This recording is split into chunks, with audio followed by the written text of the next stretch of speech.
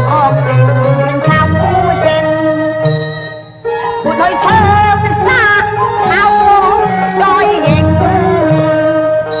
不見玉女流連。此際重滿知經不如情，間輕付於三更多沙聲。你再莫說痴情，再莫說孤零，莫把青燈照人影。不知是咩三家眼光，心雖破碎的也各有殊榮。傷心他無情，珍惜你不夠注定，望天先為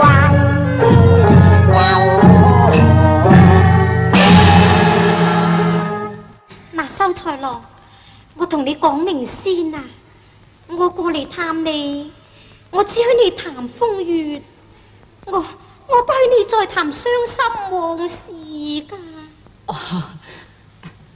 紅蓮小姐，你拎住支花，係咪送俾我嘅？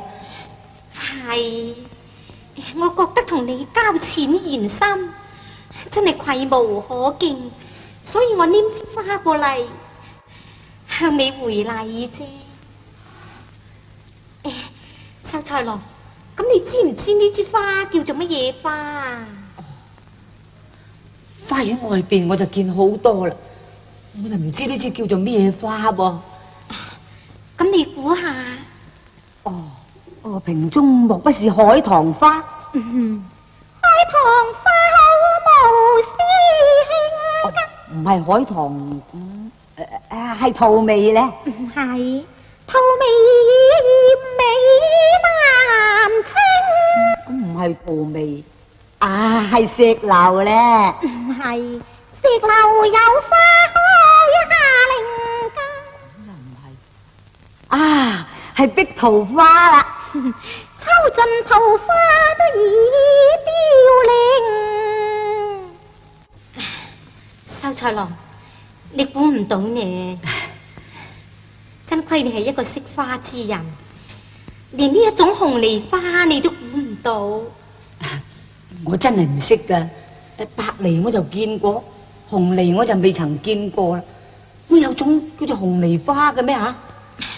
係，我一生好愛紅梨，但係我都唔知佢點嚟噶。不過我聽見老一輩嘅花王話，佢話梨花啊梨花，但係分離之花，人故不忍別離，花亦不忍分枝，所以梨花一血久染成紅，就變咗紅梨花咁話喎。原來紅梨花係咁嚟嘅。係，花本無知，都尚感分離之痛。試問人逢永別，情何以堪呢？原來紅梨花佢嘅意義咁深長噶。不如我哋同作詠梨詩一首咧。詠梨詩啊，好。欲知紅梨為暗示，怎奈佢夢魂顛倒，欠聰明。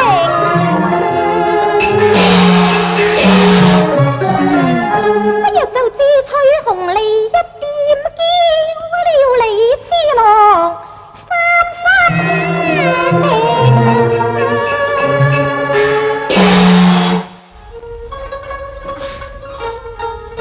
秀才，你想共作詠梨詩咩？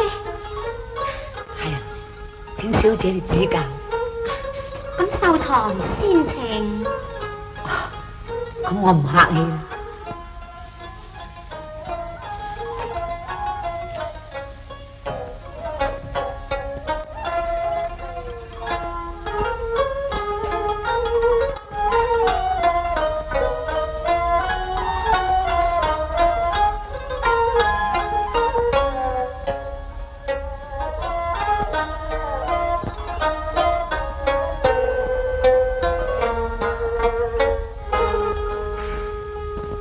有啦有啦，本分偏移白雪香。好，誰知今日卻濃妝。秋千軟落融融月，收到紅煙睡海棠。哎呀，好詩啊！秀才好詩，如此好詩，焉可無墨痕寫記呢？待我洗硯研墨，樊小姐如筆一揮。好。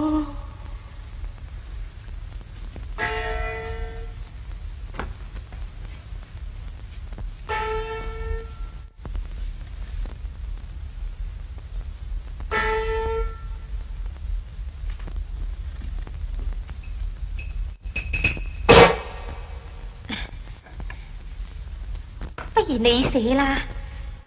點解呢？我唔識寫嘅。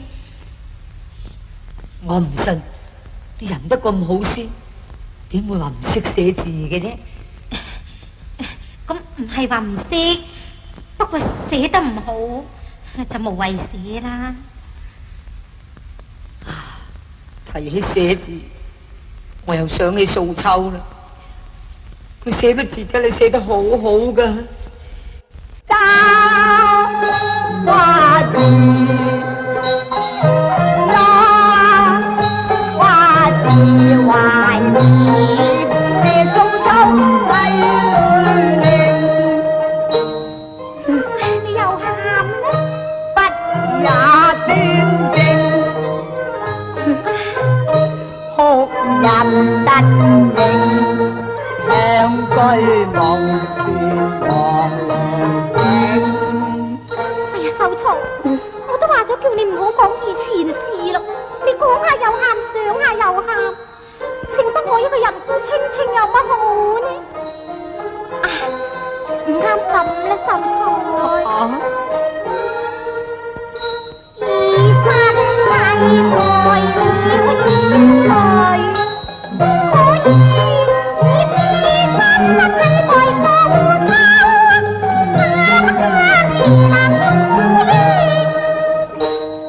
我人啊，痴心已定，更兼那夜寒露冷吹人命。暫知我情愛似春暉化冰，根本須盡興，恩情雖難復永，或多梅花開可忘情。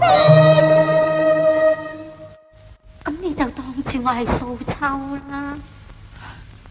紅蓮小姐，你對我真係好啦，我無形中真係當咗你係素秋一樣。